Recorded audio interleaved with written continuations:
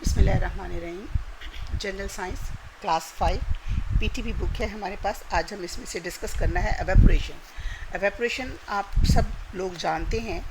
हमारा ये लेसन 4 का सेकंड पार्ट हम आज लेसन दे रहे हैं। फर्स्ट पार्ट हमने कल कंप्लीट किया। Evaporation, what is evaporation? Evaporation के बारे में तमाम बच्चे सुनते हैं कि नदी नालों और पानी के ऊपर से खुला पानी जो बाहर होता है उसके अंदर से हमारे दरियाओं समंदरों के ऊपर से हर वक्त पानी जो है वो बुखारात की शक्ल में उड़कर फ़िज़ा में शामिल होता रहता है। और जिन इलाकों में एवेपोरेशन कहाँ से पत्तों से भी होती है, और इसीलिए ये कहा जाता है कि जिन इलाकों में ज़्यादा नदी नाले और ज़्यादा अच्छी एवेपोरेशन होती है और वहाँ पे फिर आपका मौसम ज़्यादा अच्छा रहता है। एवेपोरेशन क्या चीज़ है? लिक्विड का बग़ैर टेम्परेचर चेंज किए हुए बुखारात में तब्दील हो जाना। आराम से इसको उर्दू में सुनिए। किसी भी माया का बग़ैर दर्जा हरारत तब्दील किए हुए बुखारात में तब्दील हो जाना एवेपोरेशन कहलाता है। ठीक है, एवेपोरेशन कहलाता है a change of liquid state of matter. Matter क्या है? लिक्विड, इसमें हमारे पास मैटर है। Matter, all things around us are matter. फिर हमने पढ़ा था मैस क्या है। Amount of matter in a substance is called mass. किसी भी चीज़ के अंदर जितनी अमाउंट में कोई मैटर मौजूद है उसको हम उसका मास कहते हैं। ठीक है, ये एक थोड़ा सा फ़र्क था। अब हमने एवेपोरेशन देखा कि एवेपोरेशन का मतलब है कि बुखारात बन के माया चीज़ का उड़ जाना एवेपोरेशन कहलाता है। The change of liquid state of matter into gases state without boiling is called evaporation. ये बेसिक डेफिनेशन है। Wet clothes are dried due to evaporation. कपड़े भी सुखाए जाते हैं इसी एवेपोरेशन के अमल से। When liquid water evaporates it changes it's state. जब भी लिक्विड वाटर, हम अभी हम वाटर की एग्जांपल पे आ गए, जब भी लिक्विड वाटर एवेपोरेट होता है तो वो उसकी स्टेट चेंज हो जाती है। पहले वो माया था, फिर वो क्या बन गया? गैसेस स्टेट में चला गया। एवेपोरेट होके बुखारात बने, ऊपर चला गया, और वो जो बुखारात की शक्ल है वो क्या है? गैसेस स्टेट है। Liquid water goes into surrounding, ये surrounding air as a water vapour.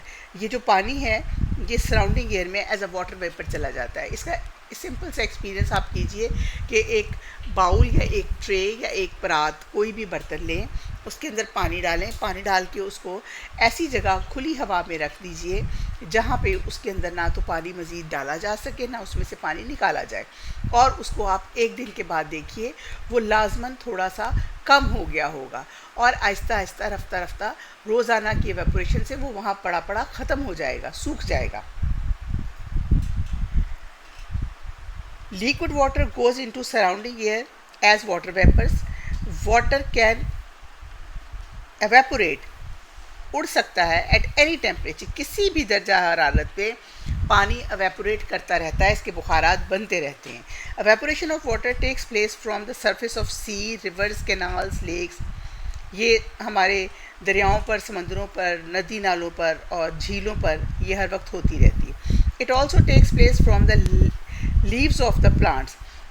ये हम पहले ही पढ़ चुके हैं कि लीव्स ऑफ द प्लांट्स की जो प्लांट्स के जो पत्ते हैं उनकी जो ऊपर वाली सतह है और उसके अंदर से भी बुखारात निकलते रहते हैं। The plants and the form of surface of snow. The leaves of the plant and the surface of snow. और जहाँ आपके बर्फ़ जमी हुई है जिन जगहों पर, वहाँ से भी बर्फ़ टेम्परेचर सराउंडिंग्स का लेती है और आहिस्ता आहिस्ता उसको पिघल जाती है। पिघलने के बाद फिर आपकी वो बर्फ़ जो है जो हल्के हल्के पानी में आते हैं वो उसके बुखारात बनते जाते हैं। जब बर्फ़ जो है पानी में तब्दील होती है ठंडी चीज़ के साथ टकरा के, बहुत से आपके बुखारात वहाँ पे जो हैं वो भी पानी में साथ तब्दील हो रहे होते हैं और वो फिर सारे के सारे बुखारात में एवेपोरेट होते हैं। अच्छा ये देखिए, take 2 shirts of a same stuff, एक ही स्टफ़ की 2 शर्टें लें, wash them with water, hang one in the room and other in the sunny place. Note the time of hanging of the shirt. Check them after every 10 minutes, हर 10 minute के बाद आप उनको जाकर चेक करिए. Note the time of drying of each shirt, हर shirt के सूखने के टाइम का नोटिस लीजिए. Which shirt dry faster and why, कौन सी शर्ट पहले सूखती है और क्यों पहले सूखती है. इसलिए पहले सूखती है कि जो आपकी ओपन एयर में शर्ट टांगी हुई है, एक तो उसके ऊपर आपके जल्दी बुखारात बन रहे हैं पानी के और वो जल्दी जा रही है, और हवा उनको वहाँ से जल्दी जल्दी चेंज करके दूसरी गर्म हवा को लेकर आती है, और हवा की जगह चेंज होती रहती है, इसलिए वहाँ पे एवेपोरेशन का जो प्रोसेस है वो फास्ट होता है. नेक्स्ट हमारा टॉपिक है कंडेंसेशन. ये बड़ा इंपॉर्टेंट टॉपिक है, इसको ज़रा अब आपने देखना है. अच्छा ये देखिए, इंफॉर्मेशन पहले हम पढ़ लेते हैं. Water vapours in the air condenses when they meet a colder solid surface. Colder solid surface से जब भी वेपर्स टकराते हैं तो वो कंडेंस हो जाते हैं.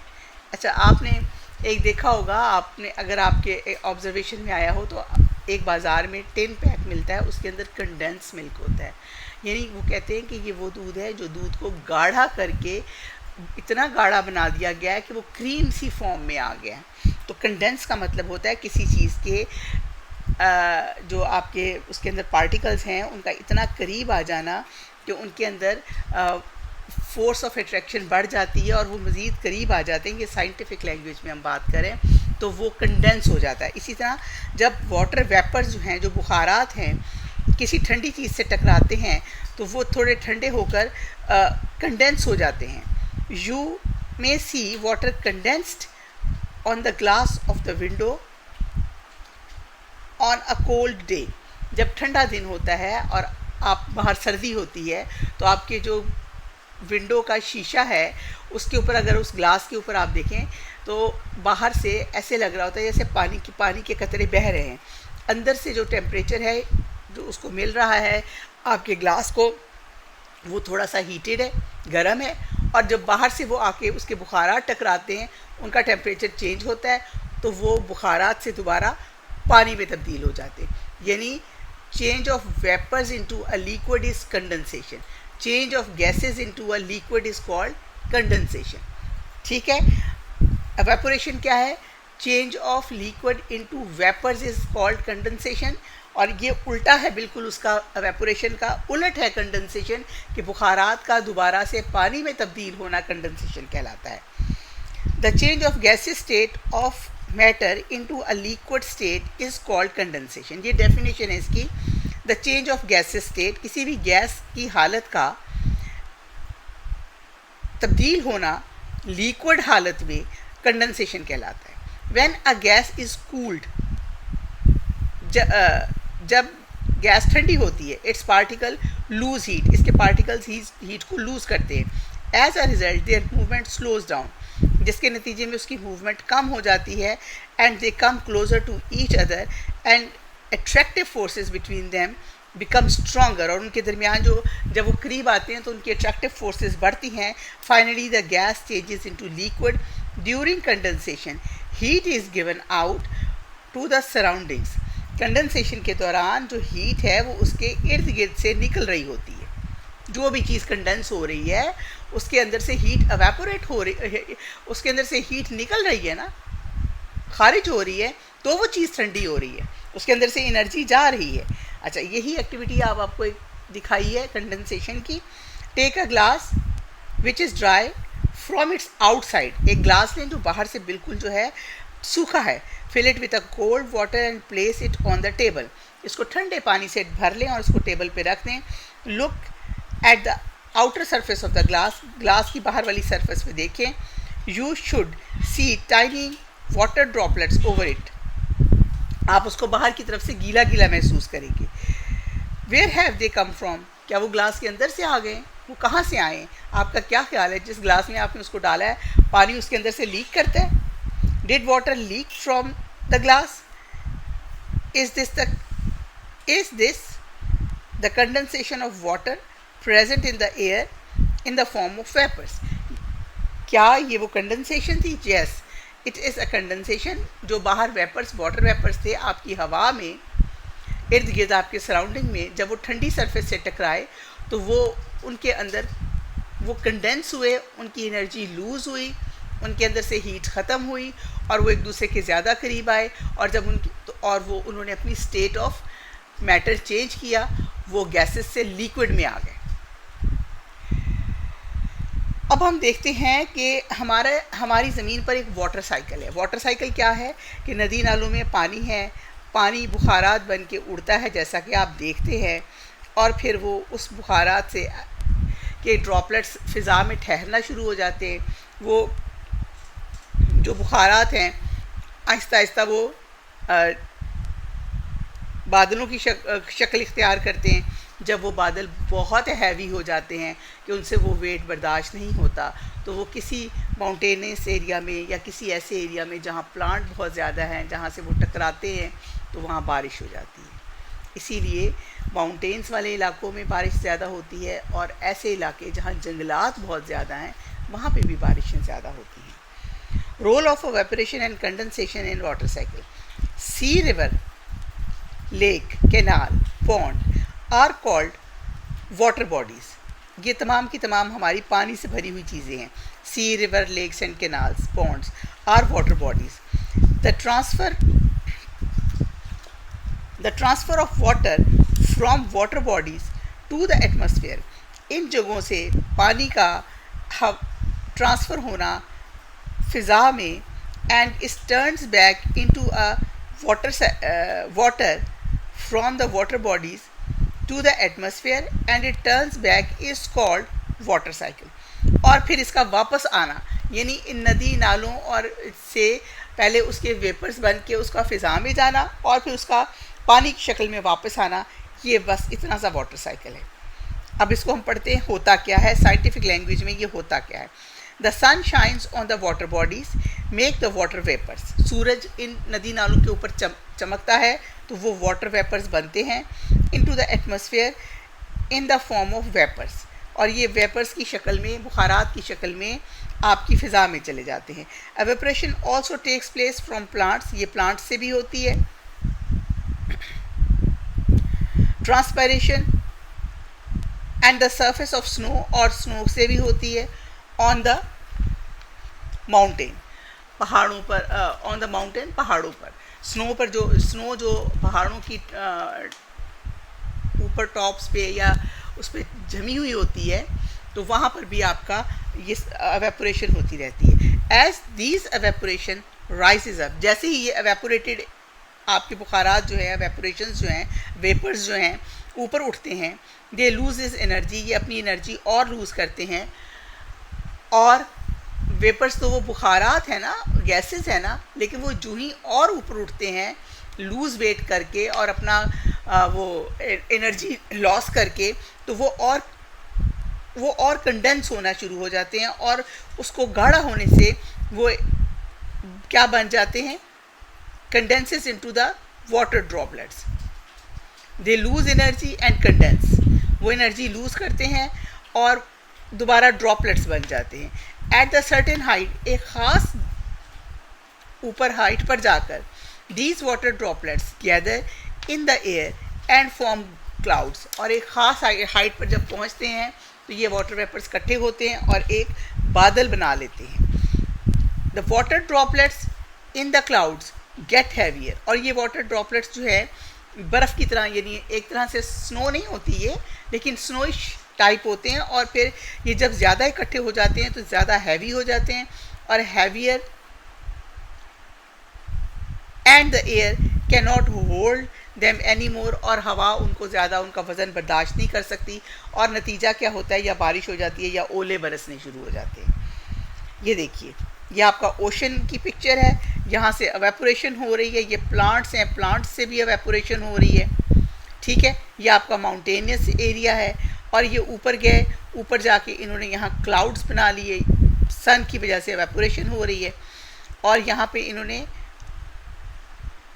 गुड कंडेंसेशन, यहाँ पर वो पानी ऊपर जा रहे हैं तो ठंडी चीज़ से टकरा के वापस ड्रॉपलेट्स बन रहे हैं। इसी तरह ये एक क्लाउड बन गया, हवा से ये उड़ता हुआ किसी और एरिया में चला जाता है, या यहाँ से बनता है तो कहीं और चला जाता है, और उसके बाद ये माउंटेनियस एरिया में आकर अक्सर अपना पानी बरसा देते हैं। The water then fall down in the form of rain and snow, तब ये पानी एक बारिश और स्नो की शक्ल में वापस आना शुरू हो जाता है। The rain water again flows to the river, ये पानी जो है दोबारा फिर नदी नालों में चला जाता है, streams, lakes, canals and C.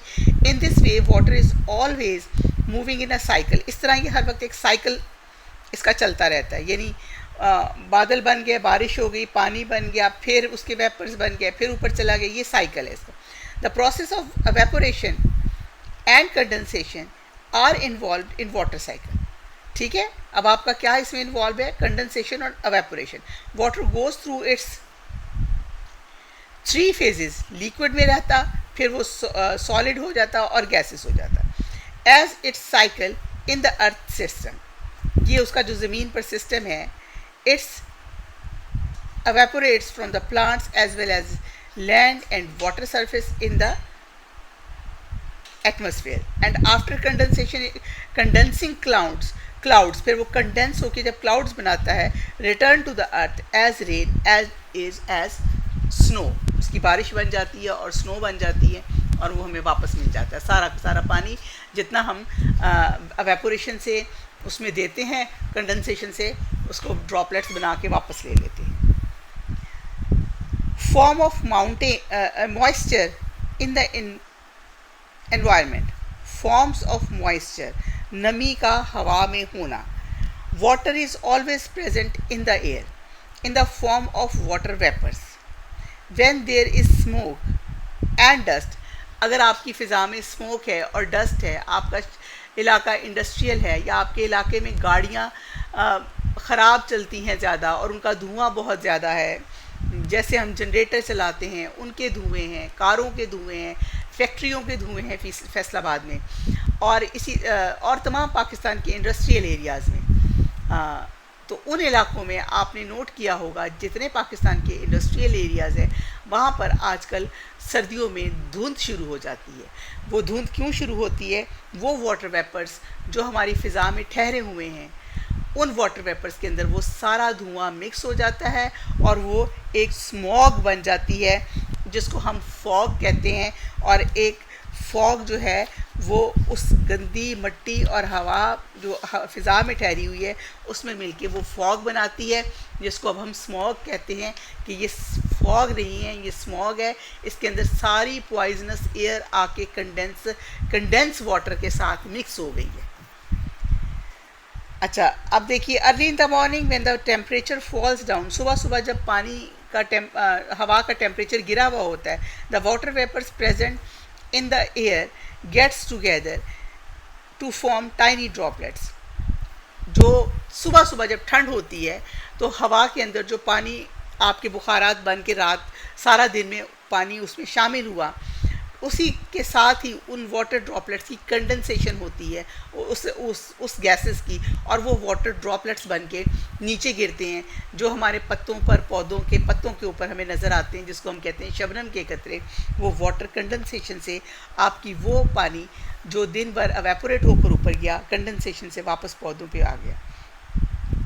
These droplets can be seen on leaves and flowers as dew, जिसको आप पौधों और पत्तों के ऊपर शबनम के कतरों, ड्यूज़ की शक्ल में देखते हैं। Water vapours in the air are the gaseous state of water, पानी के बुखारात की शक्ल में ये हवा में होते हैं। At certain height water vapours in the air condenses, एक ख़ास हाइट पर पहुंच के ये आपस में कंडेंस होना, गाढ़ा होना, एक दूसरे के करीब पार्टिकल्स आ जाना और कंडेंस हो जाते हैं टू फॉर्म वाटर ड्रॉपलेट्स, और वाटर ड्रॉपलेट्स यानी लिक्विड स्टेट में आ जाते हैं ड्यू टू कोल्ड, ठंड की वजह से। गैसेस होती हैं, जब उसको ठंड मिलती है तो वो वापस कन्वर्ट होती हैं और पानी बना देती हैं। The presence of water droplets in the air form cloud. अब ये प्रेजेंस ऑफ वाटर ड्रॉपलेट्स जब हवा में होते हैं तो उस ठंड की वजह से जम जाते हैं वाटर ड्रॉपलेट्स और क्लाउड्स बना देते हैं। In several winter the water present in the atmosphere freezes to form snow on the mountain and a layer of frost on the surface of the pond and lakes. बहुत सा पानी जो कि हमारी फ़िज़ा में मौजूद होता है फ्रीज़ हो जाता है और बर्फ़ बना देता है। वो बर्फ़ पहाड़ों पर जम जाती है और उसकी एक लेयर उस पे लेक्स पर भी जम जाती है, पॉन्ड्स पे भी जम जाती है। ऊपर की सतह का पानी आपने फील किया होगा, अक्सर लेक्स के ऊपर जमा हुआ आपको नज़र आता है। ये the several winter the water present in the atmosphere freezes to form snow on the mountains and a layer of frost on the surface of the ponds and lakes. अच्छा, अब इसकी एक्टिविटी वही है, आपको वही बताया गया है कि एक उसमें पानी बॉईल करें। पानी को आपने पढ़ ही लेते हैं। Boil water in a kettle, pour about 220 ml of boiled water into a jar, 20 ml इसमें डालें।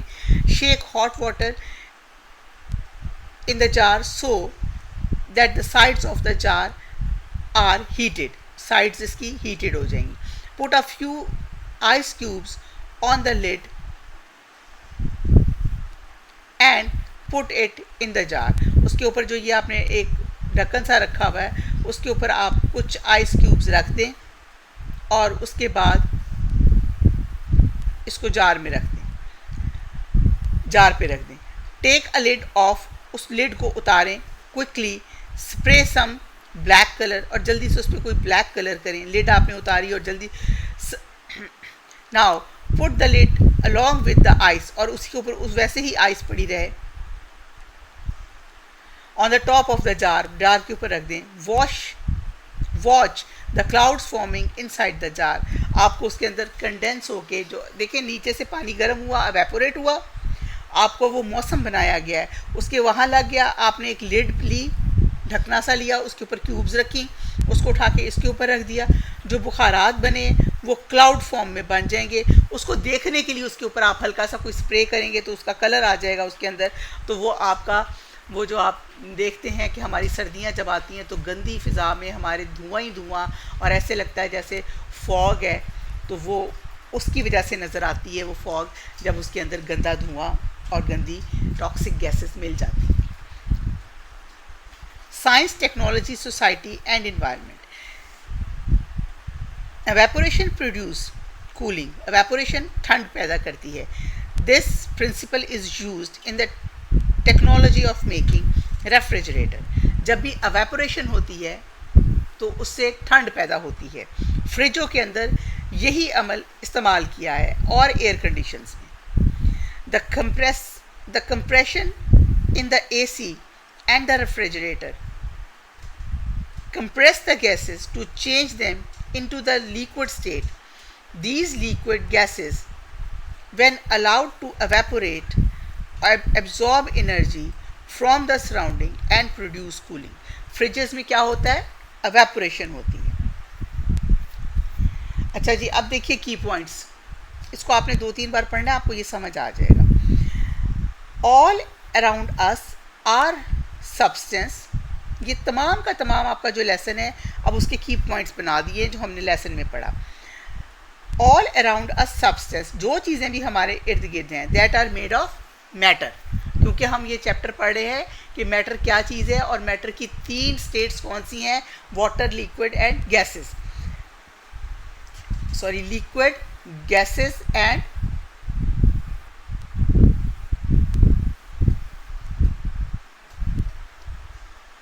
मैटर हैज़ मैस होता है इसके अंदर और ऑक्यूपाई स्पेस, और वो जगह घेरता है। मैटर एग्जिस्ट इन 3 स्टेट्स ने, solid, liquid and gases. All matter is composed of small particles, तमाम मैटर जितना भी है छोटे छोटे पार्टिकल्स से मिलकर बना हुआ है। The arrangement of the particles determines the state of matter, उसकी अरेंजमेंट कितना वो कंडेंस है, कितना वो करीब करीब बना हुआ है, ये बताता है। इसकी अरेंजमेंट से हमें पता चलता है कि ये कौन सा फॉर्म ऑफ आपका है मैटर है, सॉलिड है, लिक्विड है या गैसेज हैं। अरेंजमेंट ऑफ पार्टिकल से matter can change it's states when the temperature is changed.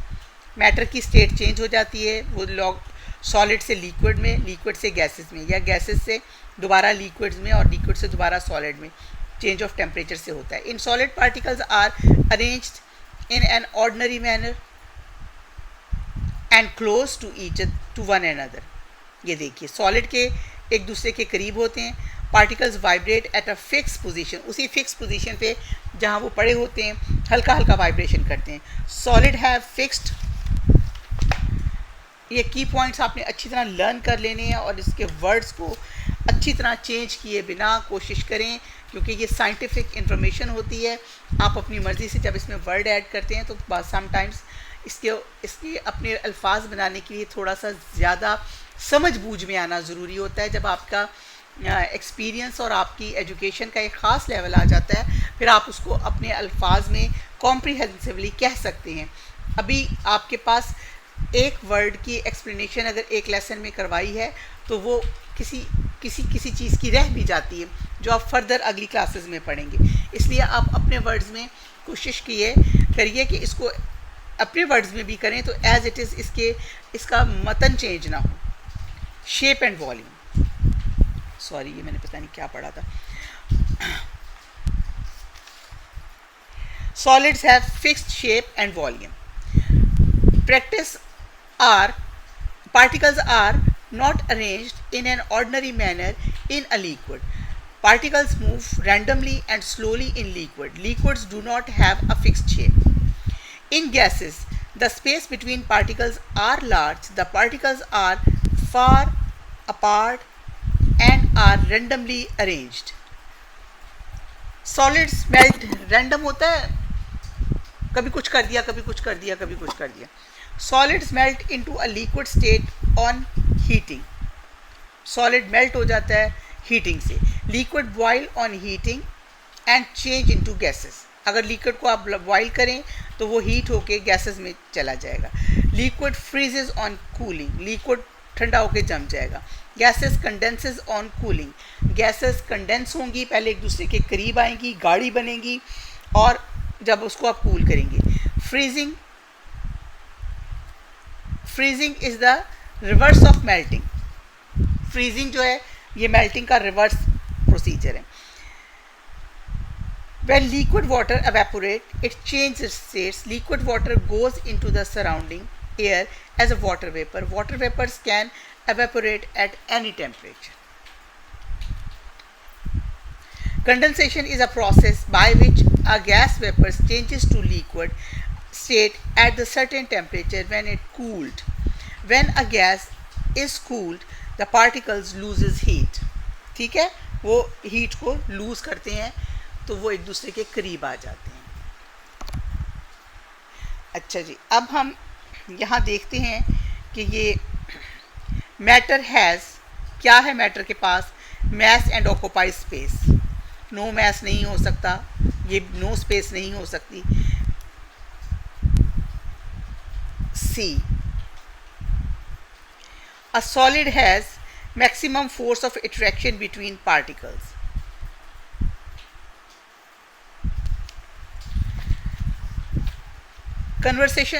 Conversion of gas to liquid is called, conversion of gas to liquid, किसी भी गैस का कन्वर्ट होके लिक्विड में आना कंडेंसेशन कहलाता है।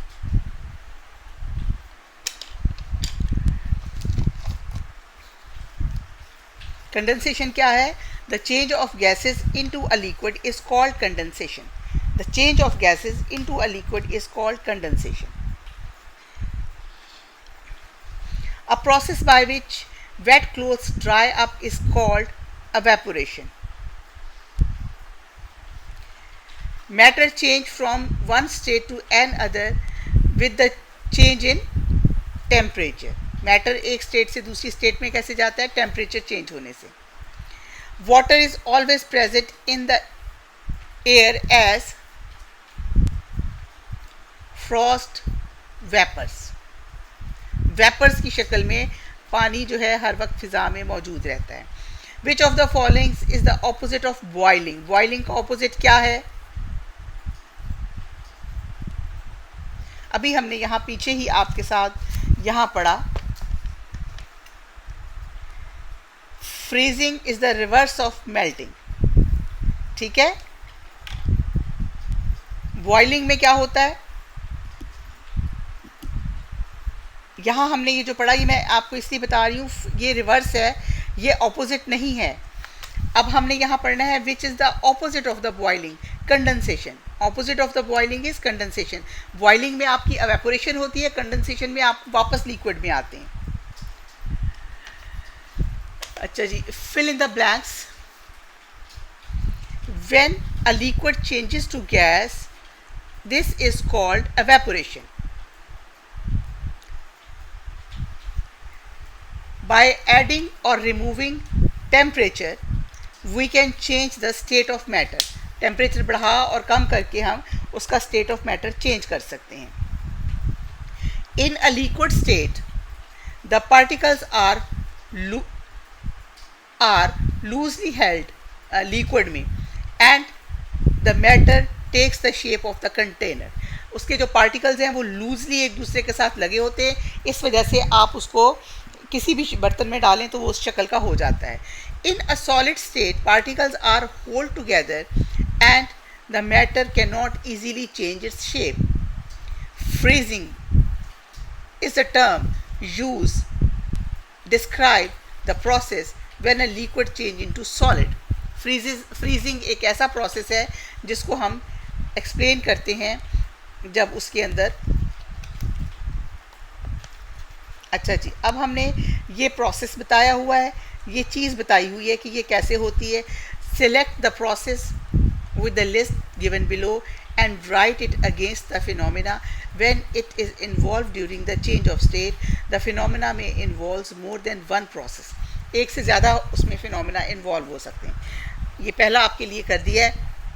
ड्राइंग ऑफ क्लोथ्स, इसमें एवेपोरेशन होती है। फॉर्मेशन ऑफ ड्यू, जब आपके कतरे पानी के दोबारा बनते हैं तो वो कंडेंसेशन से बनते हैं। डिस्टिलेशन, बॉइलिंग होती है। प्रिपरेशन ऑफ आइसक्रीम, फ्रीजिंग होती है।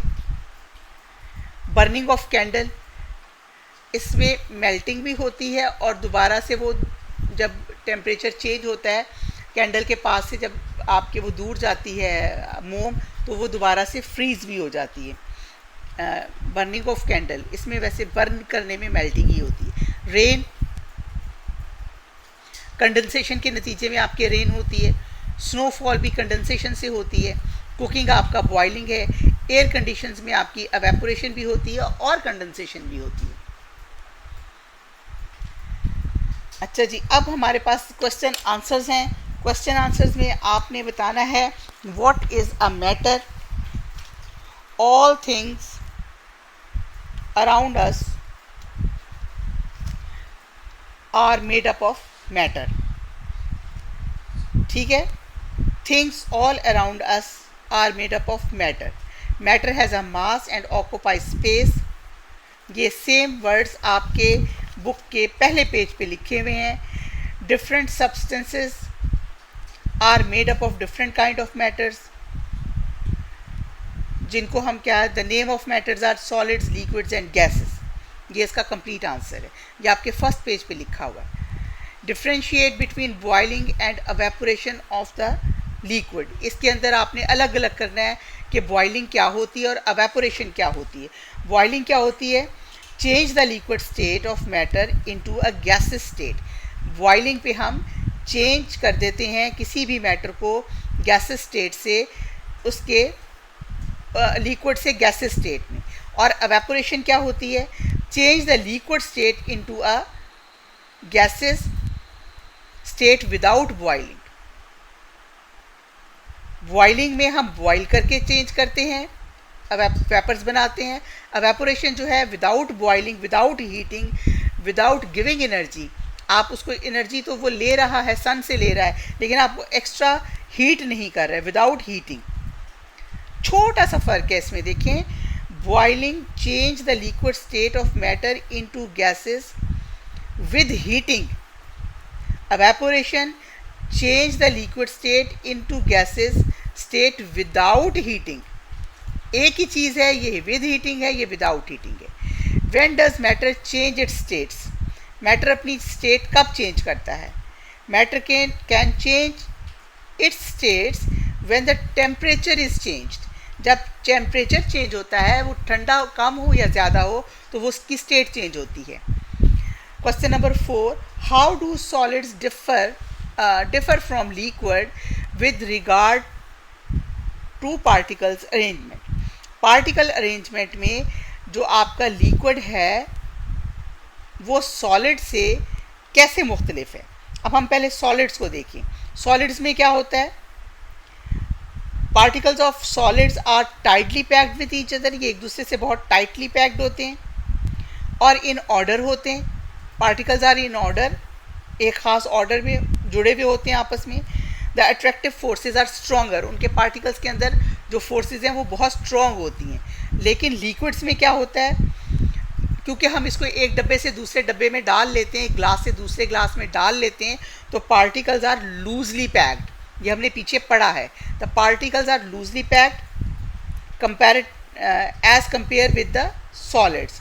The particles are not in order, order में भी नहीं होते। जब आप इसको एक कंटेनर से दूसरे कंटेनर में चेंज करेंगे तो पार्टिकल्स की जगह और चीज़ें भी तब्दील होनी शुरू हो जाती है। ये वैसे भी आप इसमें चीज़ें मिक्स करें, इंक डाल के वाटर में देखें तो वो इंटरमिक्स होना शुरू हो जाते हैं, इसके पार्टिकल्स इन ऑर्डर नहीं होते। The attractive forces are not even stronger enough stronger like solids।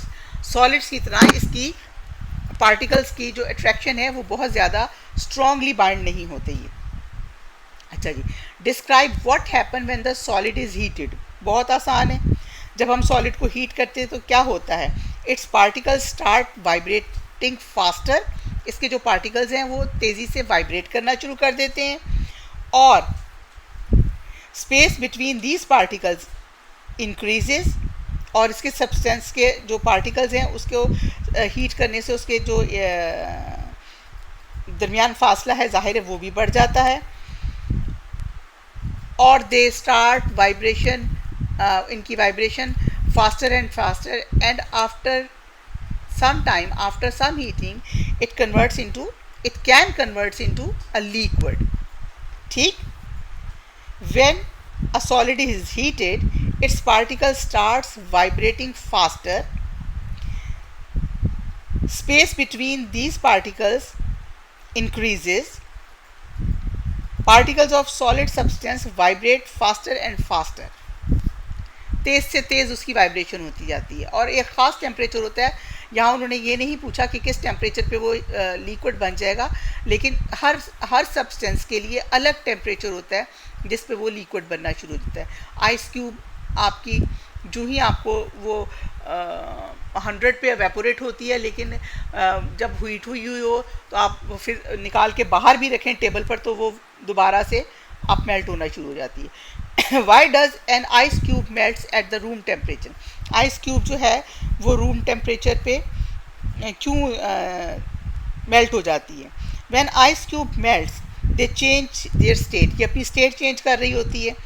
Solids become liquids, it is due to the change in energy, आपकी इसमें एनर्जी चेंज हो गई, because solid ice absorbs energy from its surrounding, heat energy जो उसकी surrounding में है वो उसको एब्जॉर्ब करती है और वो वाटर में चेंज होना शुरू हो जाती है।